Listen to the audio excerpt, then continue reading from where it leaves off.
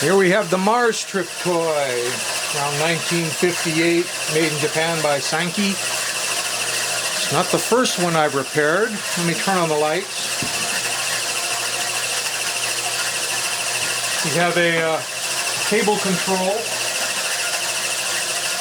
which allows you to, trying to get it in the frame, which allows you to turn it on, but also change the elevation of the toy. For example, now it's tipping down towards me, or I can make it tip back the other way. Actually, I should have this turned so the camera's seeing it from the side. Let's turn it this way so you can see the tipping action better. You see how it can tip it this way and can tip it that way? And crank her up.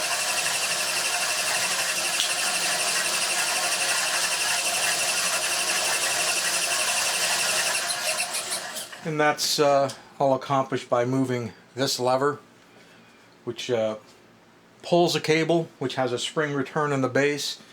The cable that's inside here is about the size of the G string on a guitar, if you're familiar with that.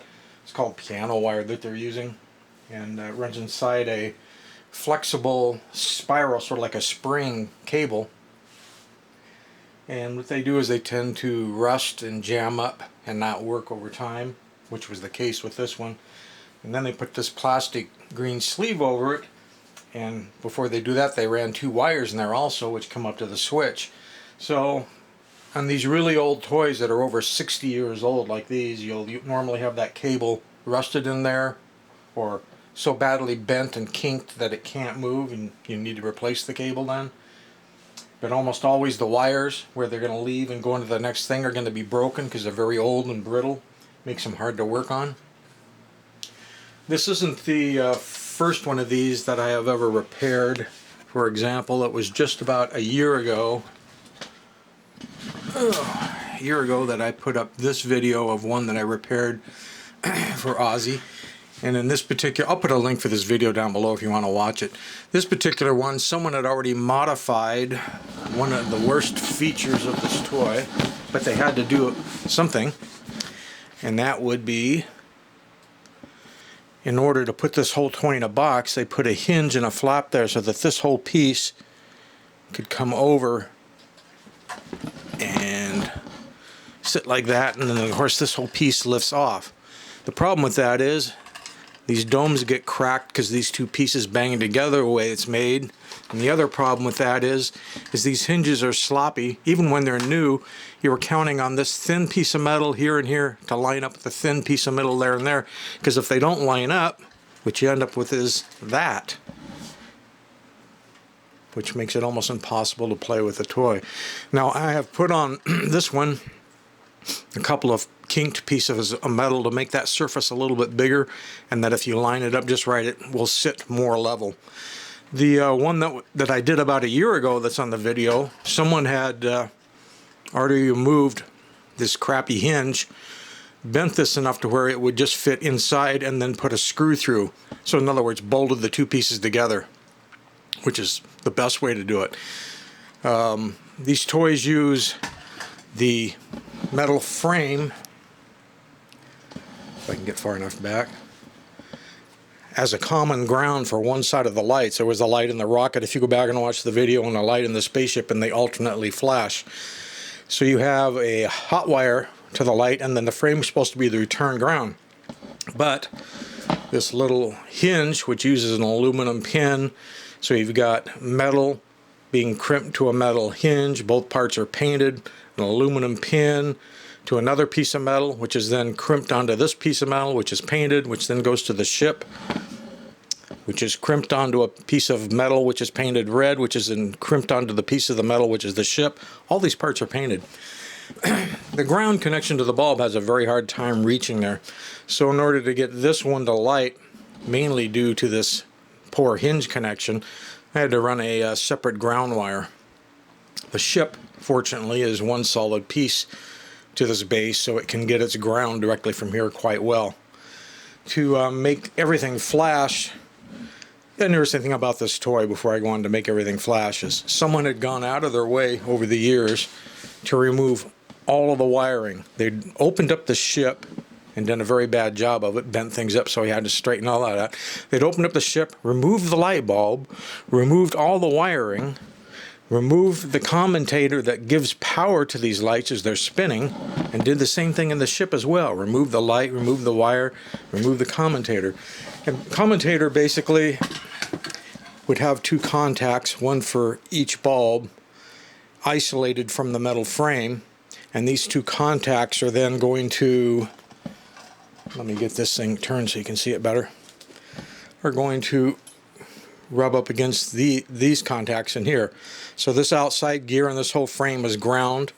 This part here is isolated and is positive 3 volts. And since those wipers are exactly opposite each other, that means when this bulb is on touching this contact, the other bulb is off. When it rotates enough, then this bulb is on, that one's off. So the spaceship and the rocket have alternately flashing lights as they rotate due to that commutator. It's very strange that someone had gone to all the trouble to rip and gut all that out, besides the problems of the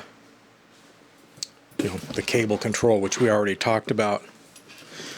In this case, in order to fix the cable control, I ended up having to cut about 2 inches off the end of the cable, remove the piano wire completely, straighten it, lubricate it, clean the rust off, put it all back together, and then make sure that when it enters here, the electrical wires are secured in a way that they're not going to break right away. And on this end, I can get in front of the camera, this end I actually brought where the wires come out. They're super fragile. Put some heat shrink around them, and then heat shrink the whole thing together to hold them from breaking quite so easily. There is a nice squeaker inside these things.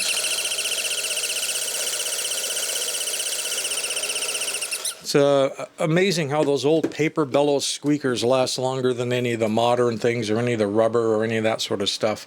Literally 2 pieces of cardboard with a spring in between them, and then they wrap that in rice paper, and then put the squeaker, which is a little metal thing with a sort of like a harmonica, and it just squeezes it. Very cool. Also on the ship, the tip of the rocket is spring-loaded, so that you can't put your eye out quite so easily. But originally the toy, this tip was a rubber, and those are always completely gone. It was in fact, there was only one little piece up inside the ship here, so I could see the color of it. But the rubber, dry rots and then they get snapped off.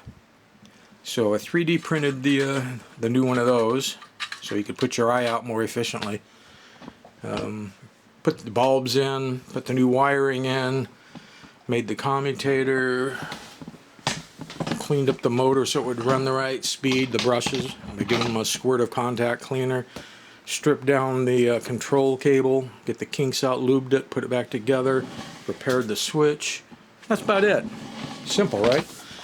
Anyway, this was all done for Ozzies Robots. He's a YouTuber, and this was a video, and I'll put a link that down below, where he basically was challenging me to fix all these toys. And I've already done the video on these 3 Zoomers.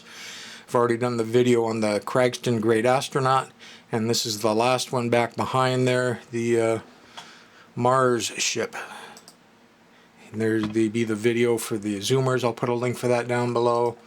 And there's a link for the repair of Craigston's Great Astronaut. I'll put a link for that down below. So there you go. Mars trip. It's a trip, baby, to Mars.